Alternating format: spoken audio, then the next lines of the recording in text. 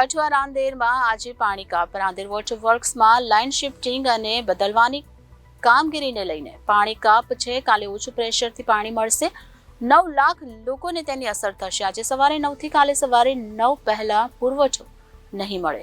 સુરતમાં એક બાજુ કાળઝાળ ગરમી વધવા લાગી છે, ત્યારે બીજી બાજુ મનપાના પાણી વિભાગના કામો તેમજ મેટ્રોના કારણે લાઇન શિફ્ટિંગ થઈ રહી હોવાથી શહેરના જુદા જુદા વિસ્તારોમાં અવારનવાર પાણી કાપ મૂકવામાં આવી રહ્યો છે. ત્યારે હવે રાંદેર ઝોન સ્થિત વોટરવર્ક્સ ખાતેની નડતરરૂપ 1420 વ્યાસની પાણીની લાઇન શિફ્ટ કરવાની હોવાથી 1 એપ્રિલ તેમજ 2 એપ્રિલના રોજ મનપાના રાંદેર અને અઠવા ઝોનના ચોક્કસ વિસ્તારોમાં પાણી પુરવઠો બંધ રાખવાની જાહેરાત મનપા દ્વારા કરવામાં આવી છે.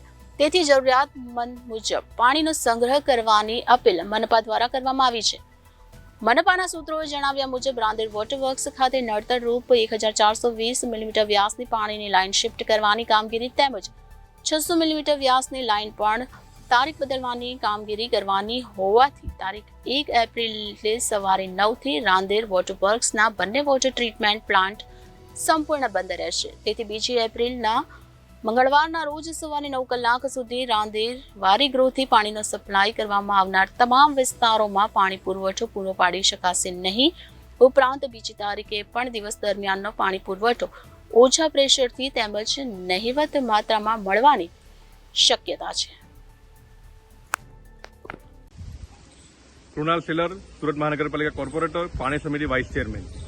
આજરોજ ઉગત વોટરવર્ક્સ ખાતે 110 MLD નો પ્લાન્ટનો અપગ્રેડેશન માટે એને મેમ્બ્રેન બેઝ ટેકનોલોજીથી અપગ્રેડ કરવા માટે આ મેન્ટેનન્સના કારણે આ પ્લાન્ટને 1 દિવસ માટે બંધ કરવામાં આવ્યો છે. જેના કારણે આ લાઇન શિફ્ટ કરવાના છે અને બેકવોશ ટ્રીટેડ વોટરનો એક લાઇન હતી જે ઘણા સમયથી બિસ્માર હાલતમાં હતી તેને પણ બદલવાના છે. જેના કારણે ઉગત વોટરવર્ક્સને બંધ કરવામાં આવ્યો છે અને એના કારણે રાંદેર વિસ્તાર અને અઠવા વિસ્તારમાં 2 દિવસ માટે પાણી બંધ રહેશે અને 3 તારીખથી 3 એપ્રિલ 2024થી રાબેતા મુજબ પાણી આપી શકાશે. Reporter Arvind Rathod, Janadesh news, Surat.